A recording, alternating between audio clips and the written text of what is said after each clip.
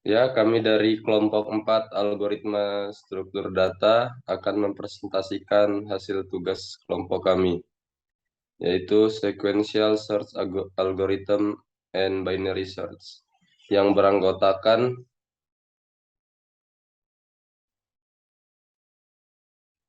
yang pertama ada Reza Daramustika, yang kedua ada Resti Aprilia Dewi, yang ketiga ada Randy Pahlevi Ramadhani, yang keempat ada saya sendiri, Muhammad Irgi Fahrezi, dan yang kelima ada Dewi Nurul Istiqomah.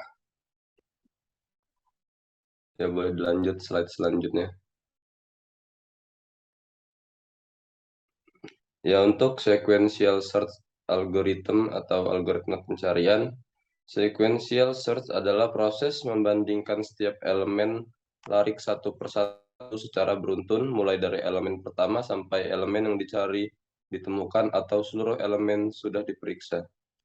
Algoritma pencarian secara linear digunakan untuk mencari sebuah nilai pada tabel sembarang. Algoritma pencarian secara linear melakukan perulangan sebanyak satu kali untuk kasus terbaik atau value sama dengan elemen pertama dalam tabel, dan nmax kali untuk kasus terburuk. Sehingga algoritma ini mempunyai kompleksitas algoritma kosong dalam kurung n. Ya, boleh untuk slide selanjutnya. Proses pencarian data dengan metode ini cukup sederhana dan mudah dipahami. Dalam pencarian ini, proses dilakukan dengan cara mencocokkan data yang akan dicari dengan semua data yang ada dalam kelompok data. Proses pencocokan data dilakukan secara berurut satu demi satu dimulai dari data ke-1 hingga data pada urutan terakhir. Jika data yang dicari mempunyai harga yang sama dengan data yang ada dalam kelompok data, berarti data telah ditemukan. Tetapi jika data yang dicari tidak ada yang cocok dengan data-data dalam sekelompok data, berarti data tersebut tidak ada dalam sekelompok data. Selanjutnya kita tinggal menampilkan hasil yang diperoleh tersebut. Untuk slide selanjutnya akan dibacakan oleh Reza Dara Mustika.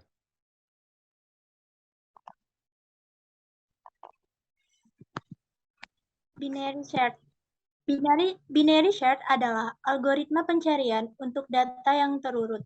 Pencarian dilakukan dengan cara menebak apakah data yang dicari berada di tengah-tengah data, kemudian membandingkan data yang dicari dengan data yang ada di tengah. Bila data yang di tengah sama dengan data yang dicari, berarti data ditemukan.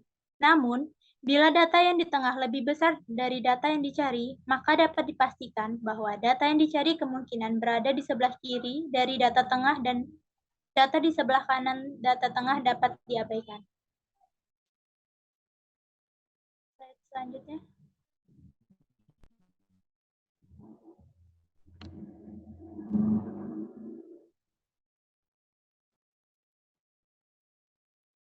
Binary search. Upper bound dari bagian data kiri yang baru adalah indeks dari data tengah itu sendiri. Sebaiknya, bila data yang di tengah lebih kecil dari data yang dicari, maka dapat dipastikan bahwa data yang dicari kemungkinan besar berada di sebelah kanan dari data tengah. Lower bound dari data di sebelah kanan dari data tengah adalah indeks dari data tengah itu sendiri ditambah 1. Demikian seterusnya.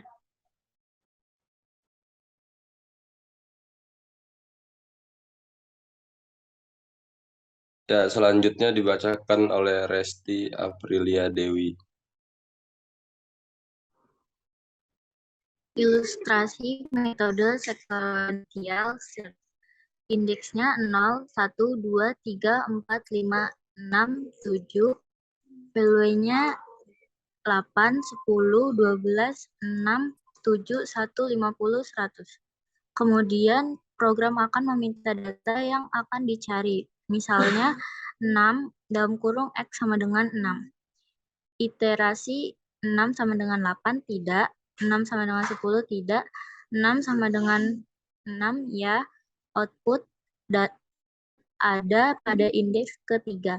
Jika sampai data terakhir tidak ditemukan data yang sama, maka output data yang dicari tidak ada.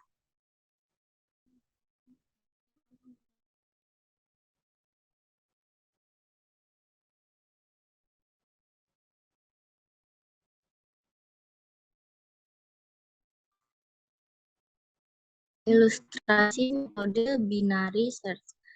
Indeksnya 1, 2, 3, 6, 7, 8. Value-nya 3, 9, 11, 12, 15, 17, 23, 31.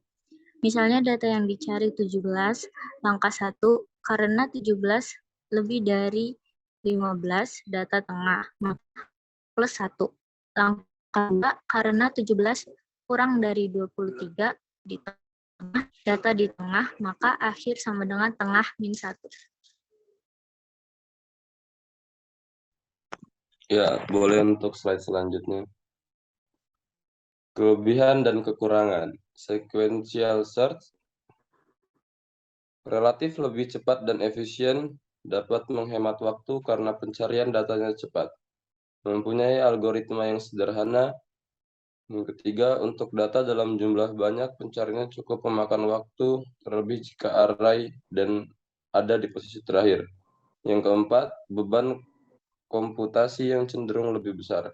Untuk binary search, yang pertama, untuk dalam jumlah besar, waktu pencarian lebih cepat, tetapi data harus sudah disorting terlebih dahulu atau dalam keadaan terurut.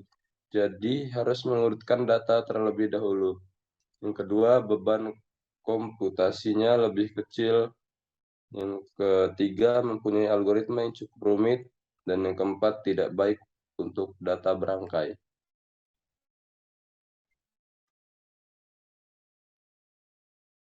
Ya, untuk sequential search-nya, untuk pemrogramannya, dibacakan oleh Randy Pahlevi. Oke, untuk codingan yang diminta oleh Ibu itu tentang sequential search adalah ini. Dan untuk hasil runningnya, begitu sini ya, pertama kita akan memasukkan banyak array. Di sini kita memasukkan satu dan masukkan angka yang kita cari, yaitu 5. Yang kelima tidak ditemukan. Dan seterusnya yaitu binary search. Ini adalah codingan yang kami telah cari. Dan ini hasil. Dan ini adalah hasil runningnya. Pertama kita memasukkan 10 elemen array. Lalu kita mencari angka yang kita mau, angka nomor 4. Nah, dan ini menghasilkan the number ada 4, tidak di posisi pada 4. Dan ini untuk logaritmnya. Untuk logaritm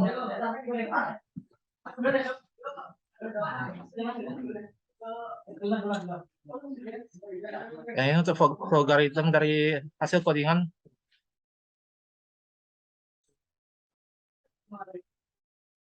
sequential search.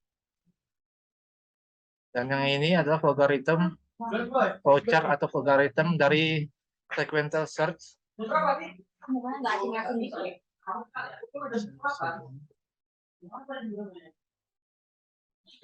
Ya, kesimpulannya pencarian beruntung menggunakan prinsip sebagai berikut.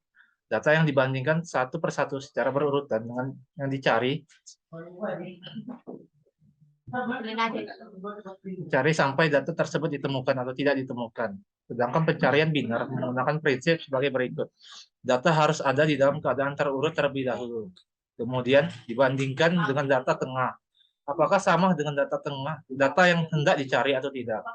Dan kemungkinan pencarian ada di sisi sebelah kiri atau sebelah kanan dari data tengah.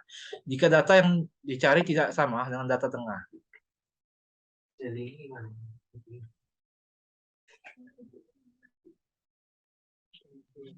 Ya, sekian dari presentasi dari kelompok kami. Kami ucapkan terima kasih. Bila ada salah kata atau perbuatan, kami minta maaf. Ya, saya akhiri. Wassalamualaikum warahmatullahi wabarakatuh. Best. Waalaikumsalam warahmatullahi wabarakatuh.